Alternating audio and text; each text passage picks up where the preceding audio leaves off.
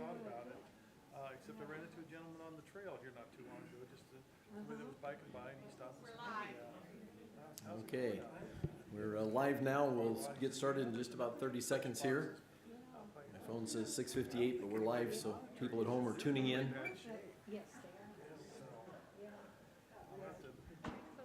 Do you know how many are out that way? Well, good evening, everyone. My name is Mark Broman. I'm the Executive Director of Wachiska Audubon. Wachiska is an independent chapter of the National Audubon Society with a geographical area covering 17 counties in southeast Nebraska. You can follow us on Facebook and our website. We've got some vote for climate signs out there. Arliss tells me you already had a couple of takers already, so that's great. It's that time of year, so they're $10 a piece. They're out the front, so if you want to pick one up when you leave today, we've got a few more in the office, but we brought, I think, 5 or 6 tonight. So if you want to get one of those, pick them up tonight, or let us know and stop by the office and get one. We've got the upcoming Wachiska elections, and we'll have the president, vice president, and 4 at-large board positions open. If you'd like to throw your hat in the ring or nominate someone, please contact one of the nomination committee members. That's myself, Teresa Pella, Carol Hinkle, and Lisa Sutton. Nominations are open till September 30th, so till the end of the month. The elections will be held at our annual meeting in November, and the new officers and members will take office January 1st. Many of you have probably heard lately, and I put a little note in my message in the Babbling Brook, that the University of Nebraska Foundation has decided that they're going to divest from Prairie Pines. Prairie Pines is a 145-acre property out at 112th and Adams, just northeast of Lincoln, about 3 miles outside of the city. The former owner was Walt Bagley, and he gifted the land to the University Foundation with the provision, if they ever wanted to divest, that they had to first offer it to Audubon, Wachiska Audubon, at no cost. So as you might expect, there will be plenty of cost with operating such a property, and the Conservation Committee is currently evaluating the property, and they'll make a recommendation to the board, and the board will decide, hopefully by the end of October, which direction we might be going. And so that's going on now. So if you have any questions, get hold of me tonight, give me a call at the office, stop by the office. And then on October 6th, Sunday, October 6th, from 1 to 3, we're going to have an open house out there so people can come and see the property. I know many of you have been out there in the past. Maybe it's been since Walt was alive. But we will have an open house, and people have an opportunity to walk around and see the property. There's a 10-acre native prairie, a 15-acre planted, very diverse prairie, and then a smaller 5-acre prairie. And there's also there's an arboretum that Walt planted. At one time it was a Christmas tree plantation, so there's some of the older trees, some of the pine trees that were grown up that were never sold. But he also started planting by seed and by seedlings a lot of trees. He's got a really nice arboretum out there, so there's a lot of things to see. So anyway, if you have questions or want to talk to me about it after the meeting or anytime, give me a call or stop by the office. But October 6th from 1 to 3, we'll be out at Prairie Pines, and everybody's welcome to come out and take a walk around and ask questions. So that's a big decision for the chapter if we take this on. So it's something that we're taking very serious. I've got a couple other announcements while we're speaking about Prairie Pines. On Saturday, September 28th, from 6:30 to 10, there will be a Nature at Nightfall at Prairie Pines. It's an event that there's several groups, Game and Parks and the NRD, Southeast Community College, the Master Naturalist, Nebraska Extension, and others will have the event out there. So again, that's Saturday, September 28th from 6:30 to 10. We'll have a Wachiska booth out there, but you do have to register. There's no charge, but I will have a flyer. There's a flyer out at the front desk, or you can go to Prairie Pines' site and look it up. But you can register on there and get signed up, but you do have to be registered to come, but there is no charge. So that's coming up September 28th. We've got the annual birdseed sale is underway. The order form was in the Babbling Brook, and the deadline is postmarked by October 3rd. The delivery dates will be October 11th and 12th, and it will be at the Wachiska office again, at the garage behind the Wachiska office. And then also the Audubon calendars are for sale currently, and you can see those in this month's Babbling Brook. And so you'll want to get those orders in. If you have any questions about that, you can call Arliss or I in the office. So we got birdseed sales and calendar sales. So we want to keep on top of both of those. And I'll make an announcement and I put a flyer out at the front desk, Monday, September 16th, so that's coming up on Monday, from 3:30 to 5 on East Campus in Hardin Hall Auditorium in the first floor of the big auditorium. Josh Weiss from the Crane Trust will give a seminar entitled Bison History and Modern Conservation Strategies in Nebraska. And this is part of the Center for Grassland Studies fall seminars. So if you want to take advantage of going and seeing it live, or you can also Zoom in, I've got the Zoom link. It's also on the flyer out at the front desk that you can get that. And so if you're interested in going and seeing it live, or they'll be taping it, and so you can watch it later or watch it live via Zoom. So we do have that link. At this time, I'll see if Teresa, our president, Teresa Pella, would like to come up. And I think she has a couple announcements that she'd like to make, and then we'll get on with some bird sightings. We'll see if anyone has any unusual bird sightings. So with that, Teresa Pella, our president. Okay, thank you, Mark. Just quick, the board's monthly meeting, the Board of Directors' monthly meeting will be Tuesday, September 17th, 7 p.m., and that one will be a Zoom meeting. So that's one announcement. The other one kind of just is almost related to Prairie Pines, or Prairie Pines kind of got thrown into the mix with the whole strategic plan exercise that the board and all of you, hopefully you did the survey when it went out, looking at what should our focus be for the next 5 years for this organization. So we did a survey. We created a small focus group to kind of give us some initial feedback on the survey results. And then the board and some selected leadership positions within the organization met at a workshop on August 25th to kind of start creating some semblance out of the chaos, kind of. So narrowing down out of all the feedback that we received, what will our focus areas be? So that again is something that the board is working on. The whole Prairie Pines decision now is going to need to be wrapped into that. So that's why we encourage, Mark said October 6th, please come out, take a look at the property, let us know what you think, because it is a momentous place in Wachiska's history. And where we go from here, a lot of that will be dependent upon whether or not Wachiska accepts the Prairie Pine property. So please come out, walk around, ask questions. We'll have board members there to answer questions as best we can, or lead folks around, take you all on walks, show you what we know about the property, and help us get to a point we've targeted, gave ourselves a deadline of October 31st to make a decision on Prairie Pines, which ultimately then the strategic plan will be presenting to you all at the annual meeting in November. So that's kind of just the time frame for what the board has been looking at, and now we're pulling all of you into this wonderful exercise that we're going through. Thank you, Teresa. Well, with that, let's see if anybody's had any unusual bird sightings or large numbers of birds or anything like that. Does anybody had some interesting things at the bird feeders? I know a lot of birds have been on my bird bath lately. They're all pretty common, but they're loving having that water there. It's awful dry, so if you do have birds, be sure and get a bird water out there. Do we have any sightings or anything unusual? I know things are starting to move a little bit, they say. I was out in the field today but didn't see much. Linda, you've had something at your yard? I have about 24 cowbirds, mostly males. Hanging out at your house, huh? Hanging out at my house, and I always wonder how they get together. They seem to find each other even though they're brought up by whole different species. Yeah, I wonder if they're bachelors or whether they're this year's broods. I don't know, but they're mostly males. Males. Okay. Well, interesting. Anybody have anything else? Looks like it's. Oh, we got back here, Lana.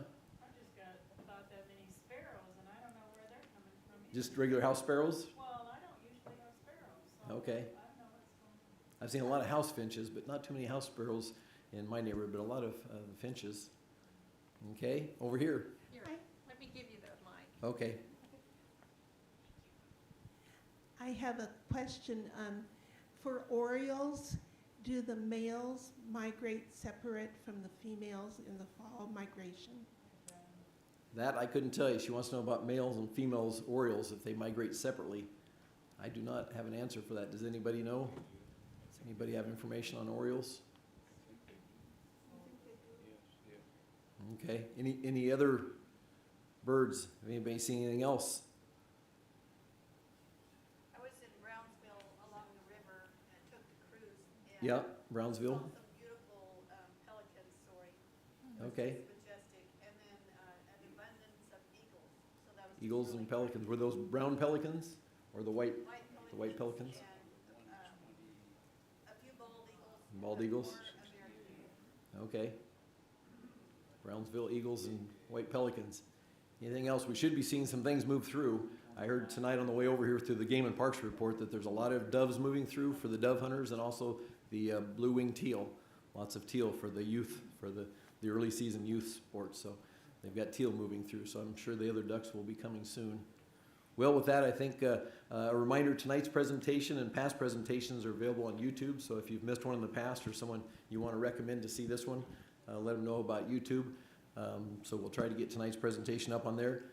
Tonight, it's my pleasure to introduce tonight's speaker, Monica McCoubrey. And Monica was born in Lincoln and has a BS in Fisheries and Wildlife from UNL and a master's degree from UNK in Natural and Life Sciences. She has worked at the Nebraska Game and Parks Commission for the past 11 years in the Education Division. She has a passion for reptiles and amphibians, and you might remember if you were here in January, Monica spoke to us about the underappreciated birds, and at the time she told us she really had a passion for reptiles and amphibians, and that's how we got her back for tonight.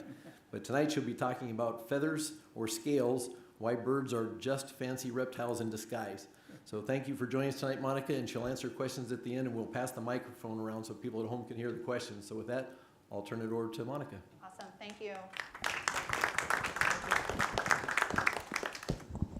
All right, can everyone hear me? Okay. Okay. Now you can hear me breathing. Okay. All right. So like Mark said, my name is Monica McCoubrey, and I'm with the Nebraska Game and Parks Commission. I'm the wildlife education specialist, and I actually just turned over my 12 year now a couple weeks ago. So a little more, I don't know if I like that, a little more than you said, but all right. So I'm going to go ahead and talk to you guys today. Oops, Maybe. let me activate that. Okay, screen. thank you. You guys are also talking about the Nature at Nightfall. I will also be there doing a reptiles and amphibian booth as well. So if you are coming out for Nature at Nightfall, if you liked my presentation about reptiles and amphibians tonight, we can go ahead and talk about that as well. So.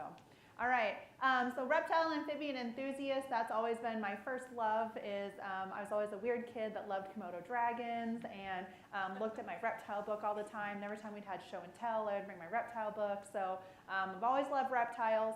I'm a huge naturalist. I like anything in nature. It takes me a while. I think my husband and my daughter get frustrated because they want to walk for fitness, and I'm like, oh, picture over here. Oh, look at that mushroom. Oh, look at feather. Oh, look at that cool soil. Like all the cool things that are around. So I'm a huge naturalist. I'm a big educator, and then I also love a good cupcake as well. So.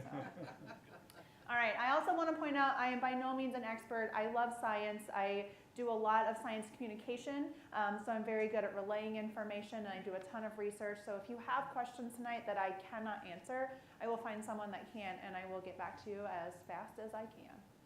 All right, so let's go ahead and talk about birds and reptiles. So when we talk about these two groups, it's very hard sometimes to understand how they're related. So looking at this turtle, and looking at this bird over here, they look nothing alike. And when a lot of people talk, it's either an either or. It's birds or reptiles. So they are very different genre of animals. They're very different. They have very different characteristics from each other. But really underneath the surface, they're very similar. So that's what we're going to go ahead and talk about tonight. I'm sure all of you know what a bird is, and you've seen a bird before. But looking at their characteristics, they are warm-blooded. We all know that some birds can fly, some birds cannot fly.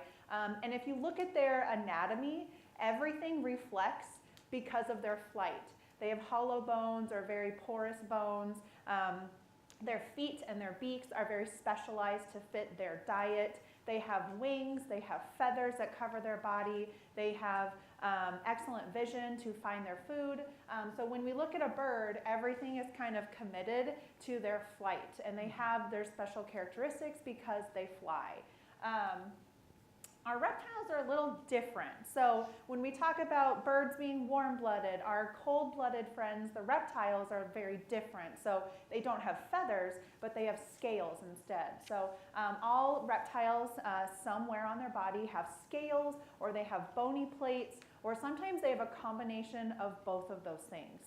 When we talk about a reptile, What does that mean? So it includes our crocodilians, so alligators, caimans, crocs, snakes, lizards, turtles, and tortoises. So it encompasses a lot of things, a lot of different kind of pieces. When we think of a bird, I don't know how many birds there are in the world, but there's quite a few different types of birds, but they're all birds. When we talk about reptiles, it's different. There's crocs, there's tortoises, there's snakes, very different.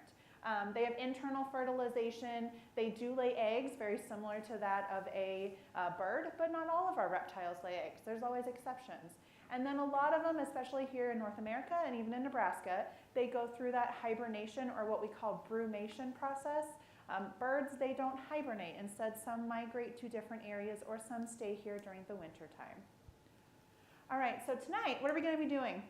We're going to be talking kind of like the evolutionary relationship of how we got to birds and reptiles tonight and what differences but also similarities that we see. So, all right. So to do that, we have to go way, way, way, way back in time to kind of the origin of what we call vertebrates. So vertebrates are basically what all of us are right here in the audience. We all have a spinal column. We have a notochord, which is the part of your spine that kind of helps you support your skeletal system. You have a nerve cord, which is part of your central nervous system. We have what's called a post-anal tail. All of you are sitting on it right now. It's called your tailbone. Has anyone ever damaged their tailbone before? It's like the most painful process. I did one time at Mahoney. I sat on the paddle board, or the paddle boats, the little like turner thing that you use to change directions. Very painful. So we all have that sometime in our development. But when we think of vertebrates, we think of these beautiful, very loved animals.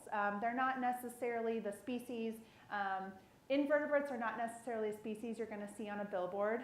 If you ever see like World Wildlife Foundation, they have a pretty snow leopard, or they have a fox. It's never a spider or a insect because it's not sexy. They like these types of animals. This is what gets people interested and to save species and kind of care. So they're kind of larger in size. They're usually the dominant animals in their environments today. They have a very distinct head and tail end, and they also have a vertebral column and then an enlarged brain case as well. All right, so when we look at our vertebrates, how do we kind of break those down? So we have warm-blooded, cold-blooded, we have mammals, birds, reptiles, amphibians, and fish. It goes a lot deeper than this, and there's a lot more specificities of it, but this is basically what it is. So we have warm-blooded, we have cold-blooded, and we have those different types of categories, just so all of you kind of know what we're talking about when we say vertebrates. All right, so what do early vertebrates look like? So about 500 million years ago, we have these very first vertebrates, and they were what we call jawless fishes. They were discovered, these fossils were discovered in China. They were only about an inch long, so very small. Everything kind of has come from that. But they showed early vertebrate movement. So how did these things move compared to what we have now? They had visual capabilities. They were able to respire, so they were able to breathe.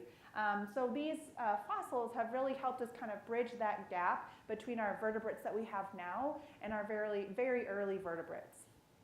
So moving along in time, you gotta remember to do this. All right, this is what those early vertebrates looked like. They were jawless fishes, and that's what they looked like. They were about an inch long, and this is what has come from them. All right, so they were going along, and all of a sudden these fish basically decide to split groups. So about 400 million years ago, they split into two groups.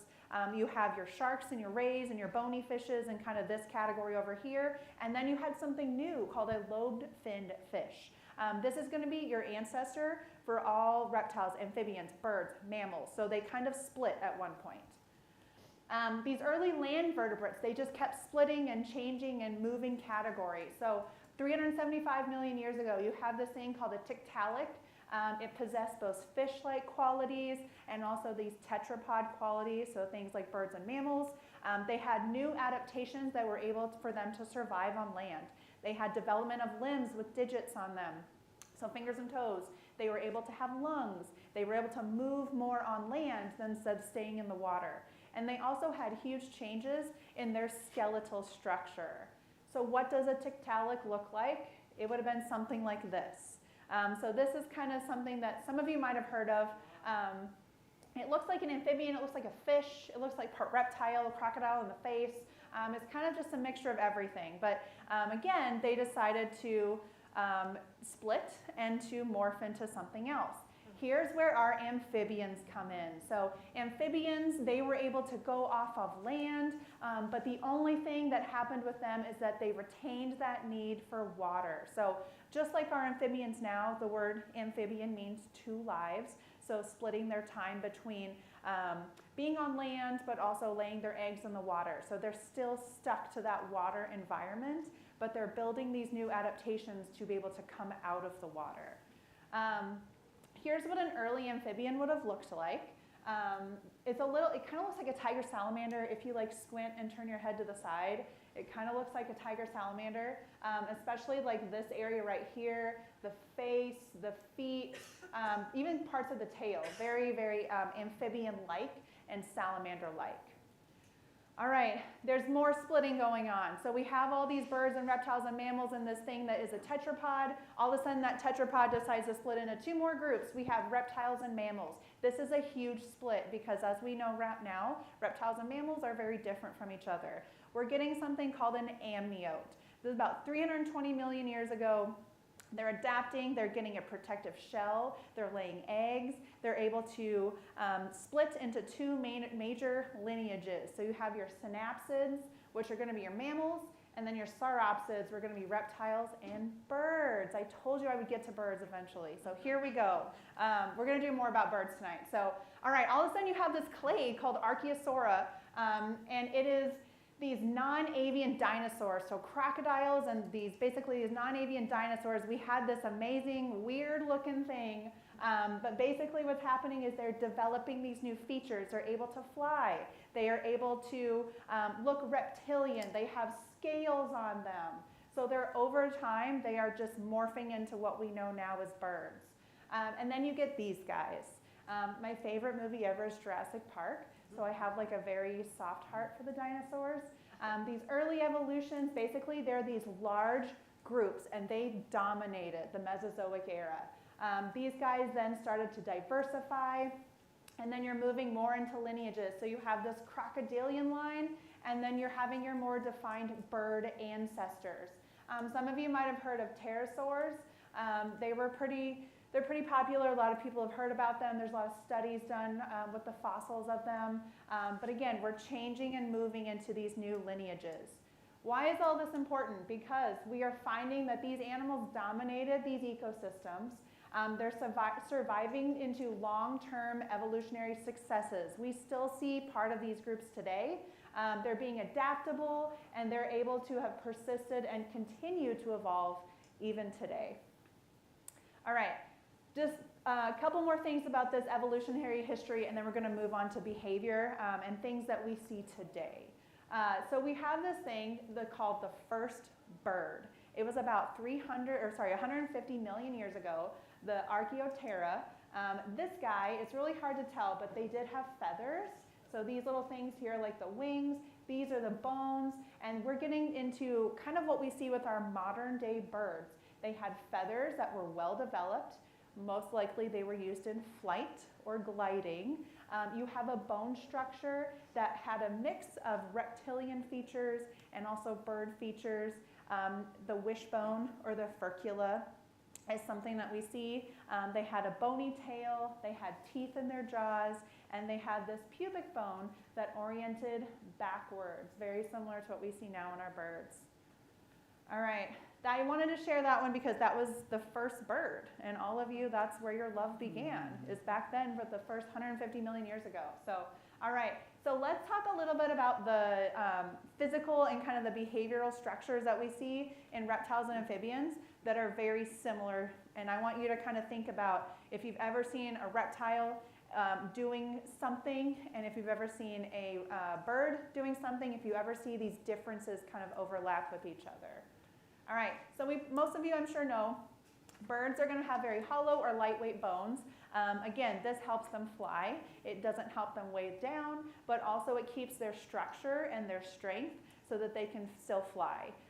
A lot of hollow bones have also been found in several dinosaur groups as well. So Again, dinosaurs and birds and reptiles. All right, their skull structure. So they have something called an occipital condyle, which is right here in the back of your head. If you feel kind of right down here where it gets more towards your neck, you'll feel these two little bumps right here. We have two. These guys only have one, but basically this is where the skull will kind of come together. We also have this thing called a diapsid skull. So it's two holes. And these openings basically have a lot of strength for those jaw muscles. So this is what I'm talking about. So right here is I think this is a raccoon. Yep. There's two what's called those occipital condyles. They have one right here. This is a wide range of head movement. So if you think about a bird and you think about a reptile moving their head, they have a lot more range of motion than people do. Think of an owl. These guys, the synapsids, here's the diapsid. So here you'll notice there's two bones right here for those jaw muscles. There's none and there's one.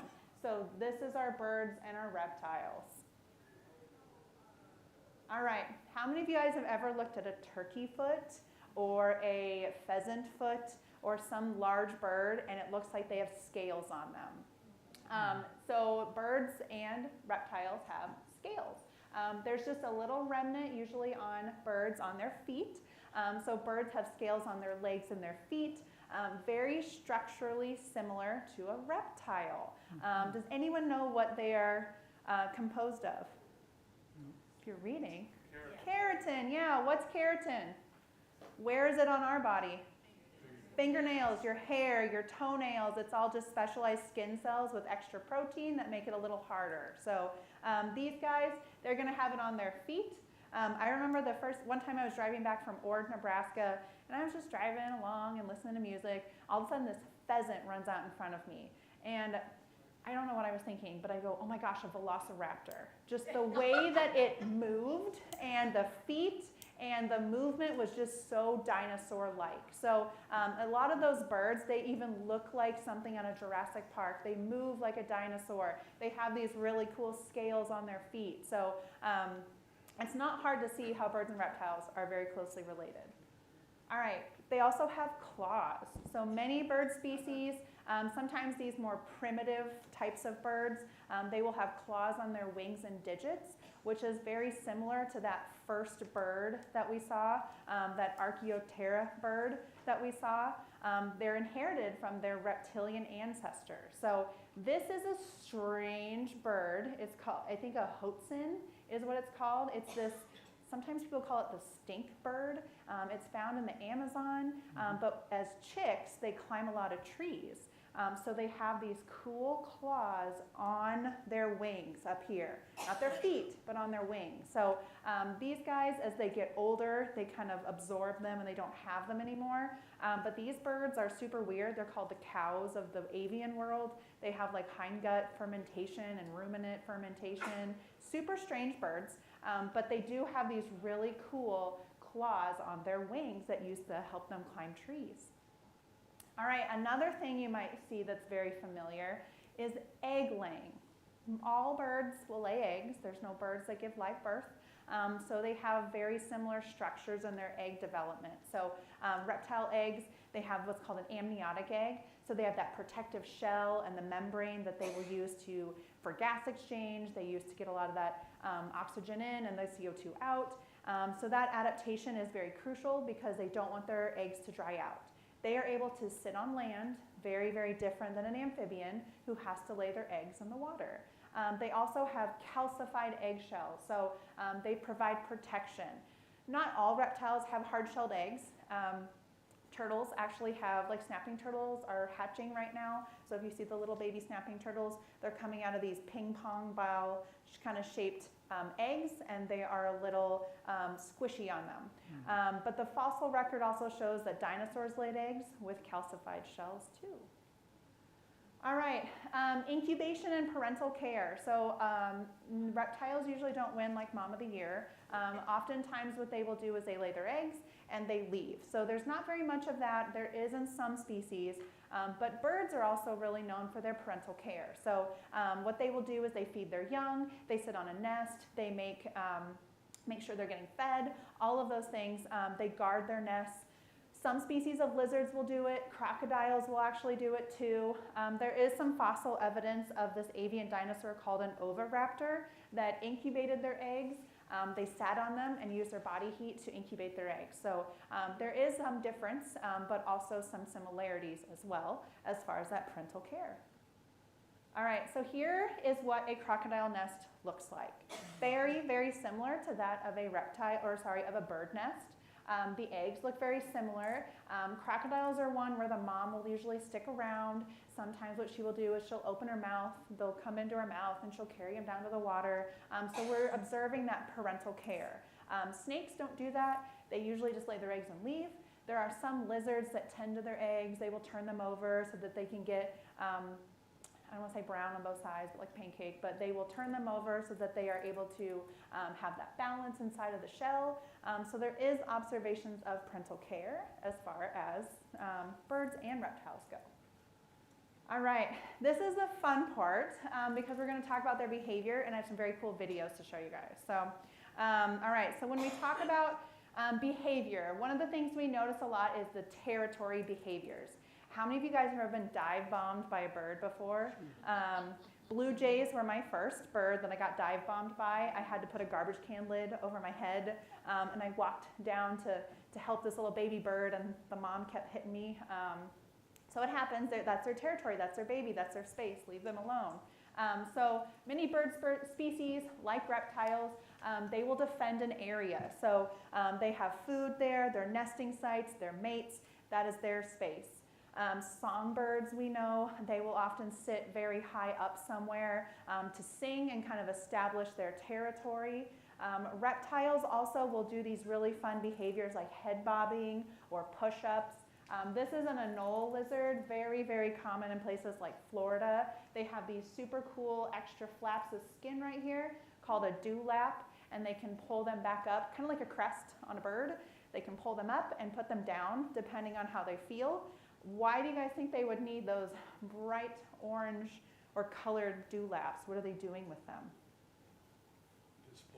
Display for the girls, right? So again, it's female choice most of the time. So if you look very sexy and charismatic with that dewlap, the female is going to go for you. All right. I think, Arliss, you might have to, I don't know if I can click the play button on, or sorry, Linda, I don't know if you're over there. There should be just a play button at the bottom. I just don't think I can do it. It's in the very bottom left. Sorry, I forgot. All right, so here is a species of lizard. It has that dewlap out. You can definitely notice. There's not much, sorry, it's happening in the video, but you can definitely tell it can extend it down and over.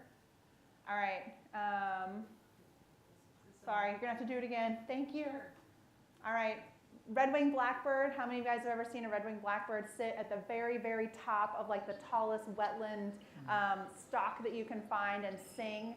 That's them establishing that territory. All right, and then this one's my favorite. This is called the Jesus lizard or the basilisk because they can walk on water. These guys, there's that head bobbing. So this is usually you're really close to my territory. I do not like this. Let me head bob and show you how scary I am so you leave me alone. But they will also do it to a female, so to attract a female. So when we were in Puerto Rico, does anyone know Dennis Ferraro or has ever heard of Dennis Ferraro? He's the herpetologist. He would get on the ground and go like this and do push-ups, and then the iguana would do it back to him. So it's kind of cool, but again, it's that communication and those displays. All right, there's a lot of animals that also have aggressive displays. So when I think of like geese, that's the thing that I think of. It's just like these angry birds. So I thought that was a fitting picture. But both groups, they do physical displays to kind of defend their territory. So swans, hawks, they do this either the wing flapping or the pecking in their area. If you guys have ever seen geese, they will hiss at you if you get too close. Crocodiles will also, and snakes, will hiss at you. They'll kind of inflate their body to kind of rival some of those predators away. Linda, if you would be so kind. Sorry. Here's a great example of a goose just kind of being annoyed. It's showing you right now that it does not like you in their area. It's opening its mouth. It's showing you those kind of, they're not really teeth, but it's showing you that kind of scary looking mouth.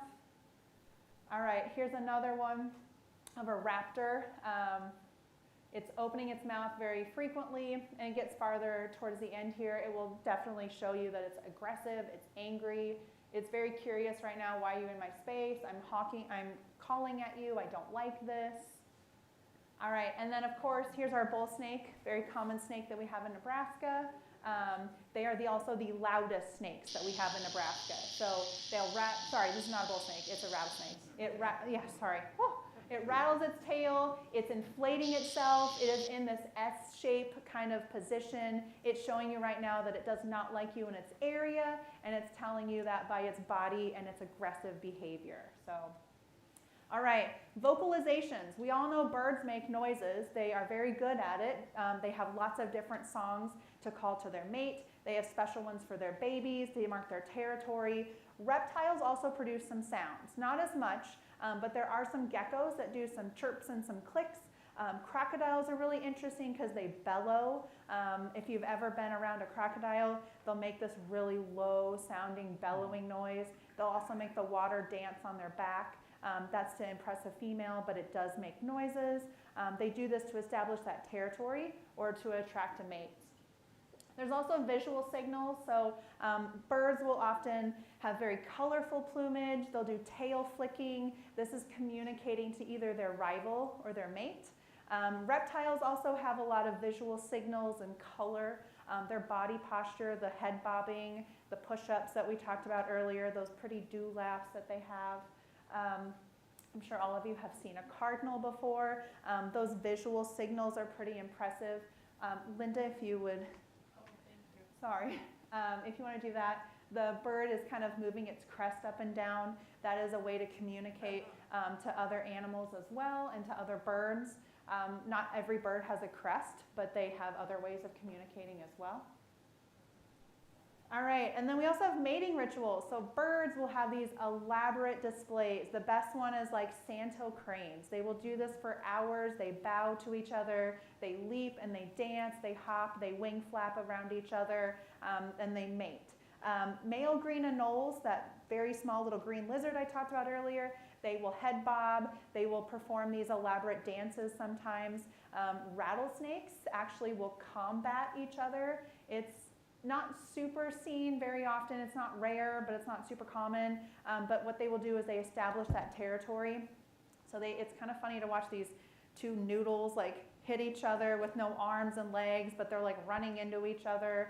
But they will hit each other, and then the stronger male that wins will have those mating rights, and the one that loses will need to leave.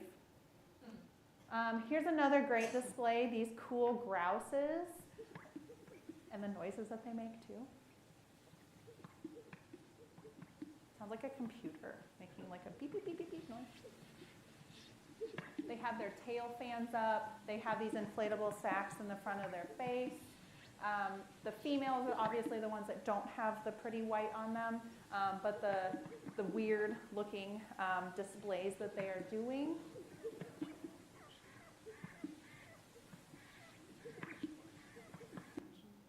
All right, and also our mating rituals. So many bird species, like we talked about, they practice these selection processes where normally it's the females that get to choose.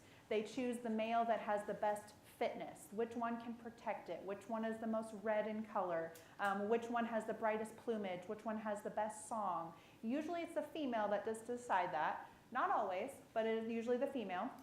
Reptiles also do this. Crocodiles are ones that are known to have these very selective mating behaviors. They will make the water dance. They'll bellow to each other. Turtles will tickle each other with their little claws. So they'll walk up to a female and tickle them with their claws. And if she likes that, then they get to mate. So they have very specific ways and displays that they try to mate with females. This is called a bowerbird. This one's kind of interesting because the male, Linda, if you would, perfect. The male will make this cool area, almost like a little archway, and it will decorate its area for the female. So, and then the female will get to decide, oh, I really like your place, I like the furniture, I like the colors and the wallpaper you picked out, but she could also say no. So if the male was lazy or if he didn't have the best, prettiest place, she can just be like, no thanks, I'm gonna go find another one. So it is that female choice. All right, another thing, birds that display reptile behaviors. I think, Linda, you were talking about those brown-headed cowbirds. So brown-headed cowbirds, they will lay their eggs in another bird's nest, and they will kick out or destroy the other bird eggs in there, and then the bird's nest that they laid them in will unknowingly raise their babies, even though they're like this big and the little wren is like this big, but it's called brood parasitism. So a lot of snakes will also do that as well. Pythons are kind of interesting. They will do egg brooding behaviors.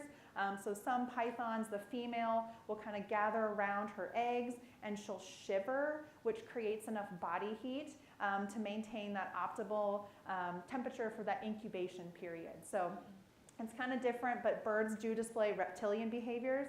But on the other side, there's also those predatory behaviors as well. So raptors, or birds of prey, hawks and eagles, owls, they will also mirror those predatory reptiles. So they're very fast, they're speedy, they surprise and capture their prey, very similar to how crocodiles will ambush their prey or monitor lizards will as well. And then also thermoregulation. So animals such as reptiles, they don't make their own body heat, so they have to get it somewhere else. Birds, for instance, will bask in the sun. How many of you ever seen turkey vultures? They'll sit on somewhere really tall, they'll open their wings, they're basking, they're trying to get all that warmth inside of them. All right, so here it's actually a falconry video, but it just goes to show the sheer quickness of the raptors. There is a food source right here. This is how they train them. But watching those talons, all of a sudden, you're a little bird, you're sitting there eating, and all of a sudden, bam! So very fast, very stealthy. Crocodiles are also very similar. It looks like it's just sitting there. They look pretty slow, but they're very fast in their movements. So it's very easy to see both similarities in those birds and reptiles. And also, I just had to put turkey vulture in here. I know most of us have seen one, but we live by 27th and Highway 2, and all of them roost in those areas. So every morning we go check them out on the power lines, and they're sitting there like this. And we counted 49 of them the other day, and they're just all sitting here like this. It's super cool, super creepy, but super cool. But they're gathering all that warmth, so they're thermoregulating just like a snake would bask in the sun, or the turtles bask on the logs. All right, we'll go through these pretty quickly, but just the wide range of habitat. So all of these animals, birds and reptiles, they can live in rainforests, they can live in those coastal regions. Birds they're more diverse than reptiles. Reptiles usually need to live somewhere that's warm. Birds, they can live pretty much anywhere. They're on every continent. But usually reptiles are a little bit more drawn to those warm areas because they can survive there better. There's also some birds that are very habitat specialized. Roadrunners are a great example. They like this desert, arid southwest area. Penguins, for instance, some penguins, they really like those polar climates. They're very specialized for those regions. There is something called a horned lizard, or sometimes a thorny devil. They are specially adapted to living in the arid regions, or even the marine iguana. So it's this iguana, this very large iguana that lives off the coast of the Galapagos Islands. They're only found in this area. Linda, if you would be so kind. These guys can hold their breath in the salt water, and what they do is, it's obviously very salty, so what they will do is they sneeze out all the salt, and then they're able to take in just the normal water. So their bodies are specifically adapted for this special climate. And they'll eat the algae off the rocks, they'll hold their breath, and then they'll go back up. All right, there's also these predators and prey. So both birds and reptiles act as predators, but also prey in their environments. Raptors, like the hawks and eagles and owls, they take this larger kind of apex role predator position, such as crocodiles will also do it. But then we also have these things called these mesopredators. These are kind of the middle predators. We would call like a coyote or a fox kind of a mesopredator, whereas a wolf would be that apex predator. Smaller birds and reptiles also serve as prey for lots of animals. So other birds, mammals, larger reptiles, they're all part of this kind of continuous food web. Does anyone know what bird this is? Shrike. It's a shrike, yeah. So these guys are like songbirds with raptor tendencies. So these guys, they are technically songbirds, they're perching birds, but what they will do is that when they capture something, usually it's like a lizard or a toad or sometimes monarch butterflies, they will spear it and impale it on like barbed wire or the thorns of a honey locust tree, and they'll impale it and let it die, and then they'll come back and eat it later. These guys also, they're not dumb. Toads have toxins in their body, same with monarch butterflies. They know not to eat them right away, so what they will do is they'll stuff them in a little crevice, wait a couple days for that toxin to leak out of their body, and then they will go back and eat them later. So they're called the butcher birds, kind of easy to see why, but they're very interesting birds, and we do have them here in Nebraska. All right, they're also scavengers and dispersers. So scavengers, turkey vultures are a great example. They work and they clean up our environment, they recycle things, they consume all the carrion. There's also a lot of reptiles that will do that too. If you think about it, that's a free meal sitting on the side of the road. I'm gonna eat that. There's also a lot of seed dispersers. So our tortoises and our box turtle, they eat a lot of fruits and then they poop them out, and then those seeds germinate better after going through the system of that turtle. There's very few of them, but geckos, like this day gecko, are actually pretty good pollinators and they eat a lot of nectar. So these fruits and flowers, they will eat them, go to another one, and disperse that pollen. So again, they're not doing it on purpose, just kind of like a bee, they're just doing their thing, but they are considered pretty good pollinators. All right, birds, they're also very established in their way that they eat. So hummingbirds, woodpeckers are pretty specialized. Eagles, hawks, and owls have a special beak and talons that they use to rip and tear their food. Diving birds like cormorants and kingfishers, they have streamlined bodies. Aquatic reptiles like sea snakes, they pursue prey in their aquatic environments, so they're pretty adapted to where they're living and eating. Reptiles also have cool hunting techniques. This snake right here is specialized in eating snails, so it has special teeth and a jaw that it can crack the snail shells. Also, this is a cool video. This is a chameleon, this poor unsuspecting spider here, but these guys have learned over time they need long tongues because that's a huge stretch, and they have these super cool eyes that move independently from each other.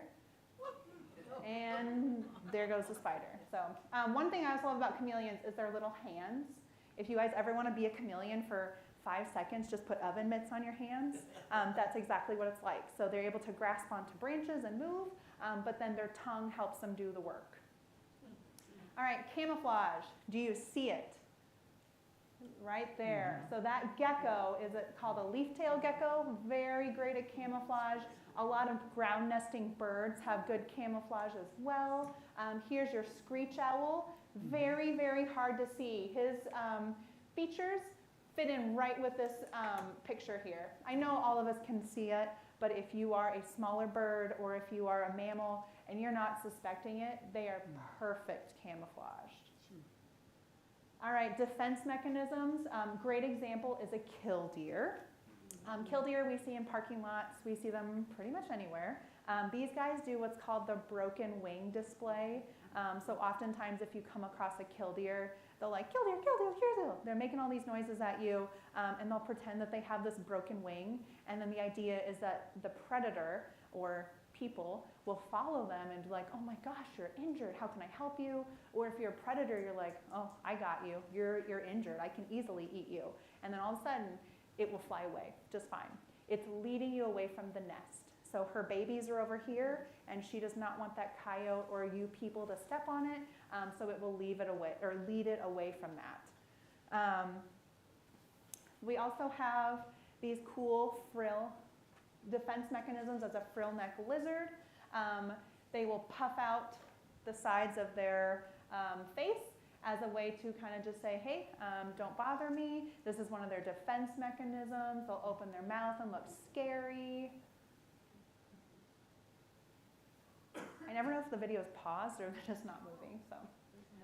Also migration and movement. So lots of birds obviously migrate, we know that. Usually seasonal movements. Sea turtles are no different. They migrate these mass distances between their feeding grounds and their nesting grounds. They travel thousands of miles to lay their eggs, and then they will leave. So seasonal movements as far as migration of birds and also reptiles too.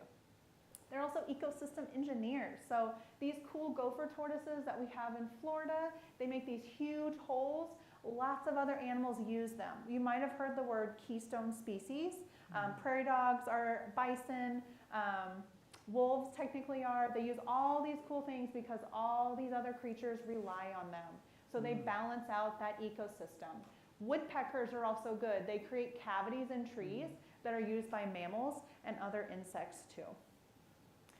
All right, so one thing I just want to get at here, kind of the last thing, is how does all of this knowledge then help us with conservation? So it kind of creates this holistic approach. So understanding that these animals, they're not siloed and separate. If you save one species, it helps all these other species. So both birds and reptiles, they're affected by the same environmental threats, habitat loss, disease, habitat degradation, all of these things.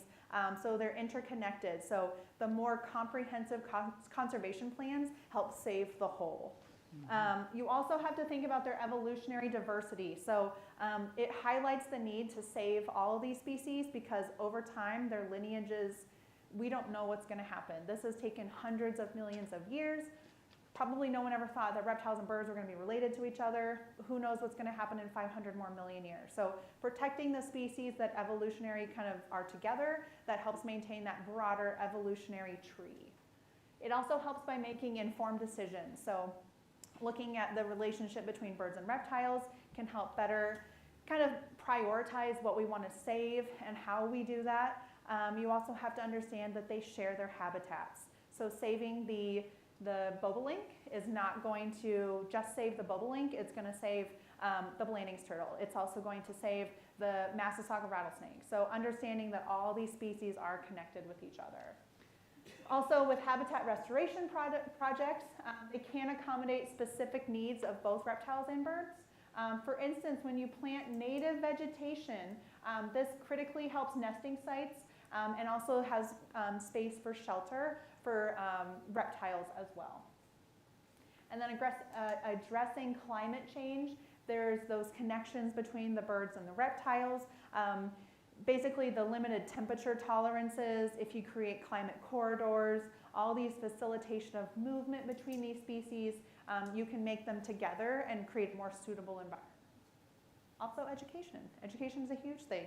So highlighting those evolutionary links between those animals, demonstrating how they are related to each other. Also, it helps people kind of get inspired. And then the idea is that they create better management techniques because they care and they have that increased knowledge. And it kind of gives value to those species as well. All right, and then the last thing I had is just, why are we talking about this tonight? Just understanding that all of these things, it's not just an academic thing. It's not just to give you really cool facts about all these animals. It's practical knowledge, it's ecological knowledge. It deepens your knowledge of evolution and education, and it promotes that sense of connectedness for all those animals. So recognizing and appreciating these species, we can work more effectively to save them and the diversity of our planet. All right. Do we have any questions? Let me Get the get microphone so we mics can for get 'em people. on. Oh, okay. So people at home can hear. Maybe Jeff. Jeff, could you do one too? Yes. Okay, yep. You have to turn that on, Mark. Okay, who's got the first question? Over here? There's a famous or well-known paleontologist in Montana. I don't know if he's still alive, but you might know who I'm talking about. Who believes that dinosaurs can be brought back from extinction by first starting with chickens.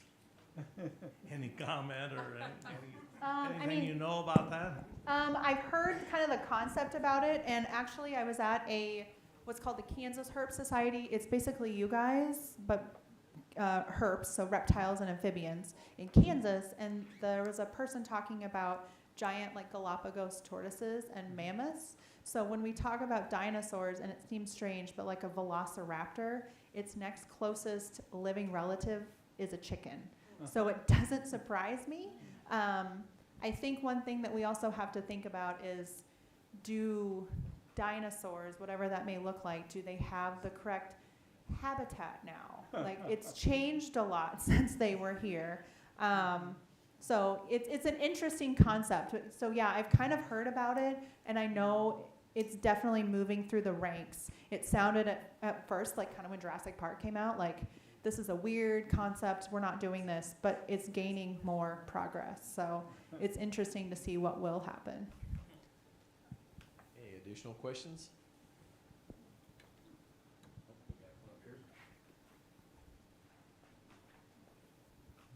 Any evidence to the timeline or the speed at which the transition from cold-blooded to warm-blooded occurred? And if it was gradual, did it start with the reptiles? Were they starting to become more warm-blooded? Or did it start in the birds? It was that first bird born warm-blooded. That's a good question. I'm not sure. Looking between the timeline that I had, there was at least 100 million years between each of those kind of break-offs. So I would probably say even 120, 125 million years between them. So it was definitely probably a slow, gradual change. But in the whole timeline of things, that's a very fast change. I'm not sure which came first. But yeah, that's a good question. Yeah, I'm not sure.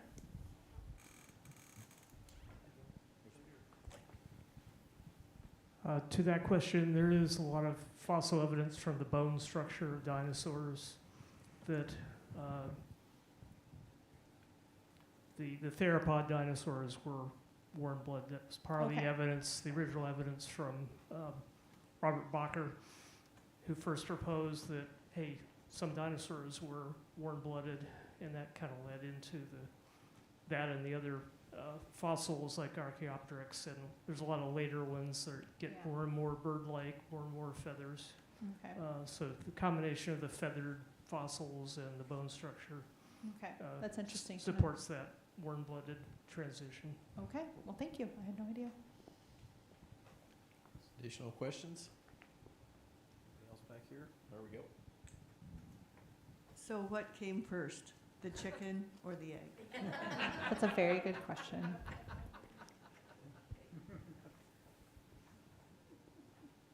I'm sorry, I don't have an answer. I think one of the original scientists that proposed that birds were related to reptiles was way back in the 1800s. Mm-hmm. And I imagine most people, scientists included, thought this guy was nuts or maybe just eccentric. But gradually, I think, people have accepted this idea. Would you know when this idea became a kind of a dominant theme, or was it one individual or one set of research data that caused most people to accept the idea, or it was a more gradual thing? I don't know. My guess is that a lot of science is just ever growing. And so when we find something new, people always think that, oh, you changed your mind. It's no, we got more evidence. So it's something that's hard for people, especially something as crazy as dinosaurs that had feathers and things like that. And I mean, even looking at a T-Rex, there's lots of people now that are saying that T-Rex might have had feathers, and the stuff that's in museums is completely wrong. Those memes too, that's like, okay, here's what we think a T-Rex looked like, and then if you actually went back in time, here's what they looked like. So there's a lot of people that still are on the fence about those. So I don't know. I'd love to go back and get like a paleontology degree. Yes. Any other questions? They say that we, Or just take one? I don't even know how to ask this, but don't they say that we came down the line from fish? Yes, we did. Well, we share 99% of our DNA with bananas, so it does not surprise me at all. Yes. We also we're more closely related to like mushrooms and the fungi than we are to plants. So there's a lot of cool things out there. Well, thank you very much, and I'm Yeah, sure thank you'll you. stick around for a few questions afterwards. So thank you, Monica. Yeah, thank you, everyone.